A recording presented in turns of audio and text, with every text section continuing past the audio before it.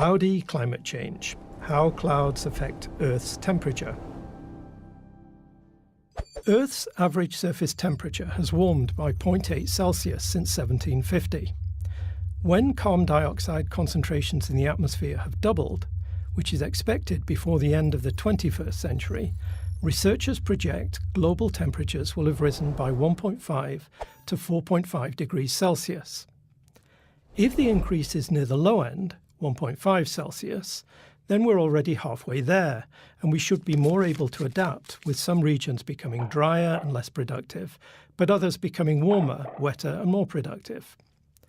On the other hand, a rise of 4.5 degrees Celsius would be similar in magnitude to the warming that's occurred since the last glacial maximum 22,000 years ago, when most of North America was under an ice sheet 2 kilometers thick. So that would represent a dramatic change of climate. So it's vitally important for scientists to predict the change in temperature with as much precision as possible so that society can plan for the future. The present range of uncertainty is simply too large to be confident of how best to respond to climate change. But this estimate of 1.5 to 4.5 Celsius for a doubling of carbon dioxide hasn't changed in 35 years. Why haven't we been able to narrow it down? The answer is that we don't yet understand aerosols and clouds well enough. But a new experiment at CERN is tackling the problem. In order to predict how the temperature will change, scientists need to know something called Earth's climate sensitivity, the temperature change in response to a radiative forcing. A radiative forcing is a temporary imbalance between the energy received from the sun and the energy radiated back out to space, like the imbalance caused by an increase of greenhouse gases. To correct the imbalance, Earth warms up or cools down.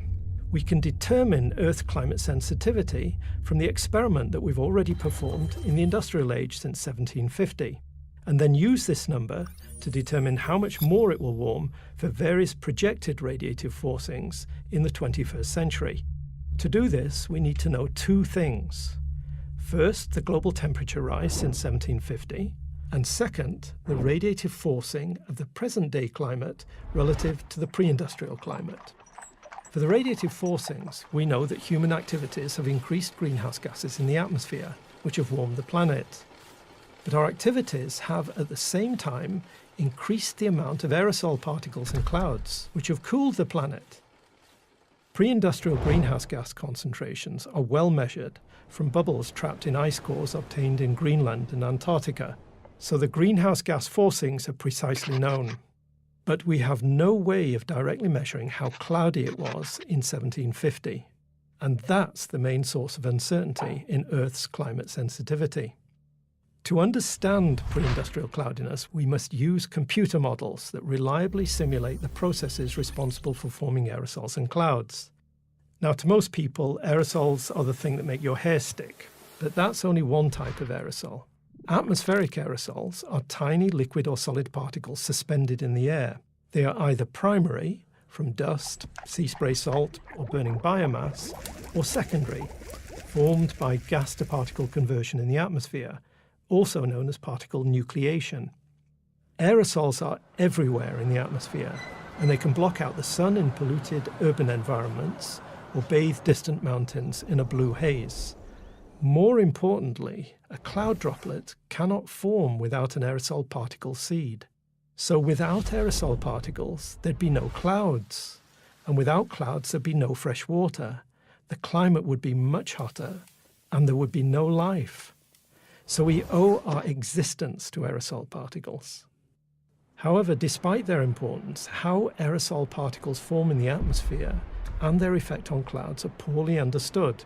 Even the vapors responsible for aerosol particle formation are not well established, because they're present in only minute amounts, near 1 molecule per million molecules of air. This lack of understanding is the main reason for the large uncertainty in climate sensitivity and the corresponding wide range of future climate projections. However, an experiment underway at CERN, named, perhaps unsurprisingly, CLOUD, has managed to build a steel vessel that's large enough and has low enough contamination that aerosol formation can, for the first time, be measured under tightly controlled atmospheric conditions in the laboratory.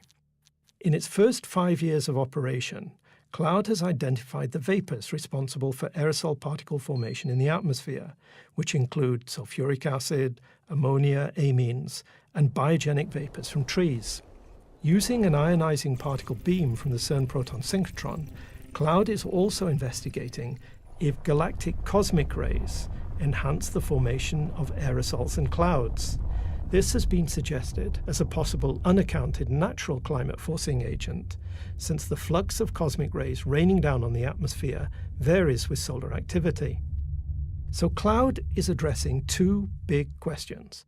Firstly, how cloudy was the pre-industrial climate, and hence, how much have clouds changed due to human activities? That knowledge will help sharpen climate projections in the 21st century. And secondly, could the puzzling observations of solar climate variability in the pre-industrial climate be explained by an influence of galactic cosmic rays on clouds? Ambitious but realistic goals when your head's in the clouds.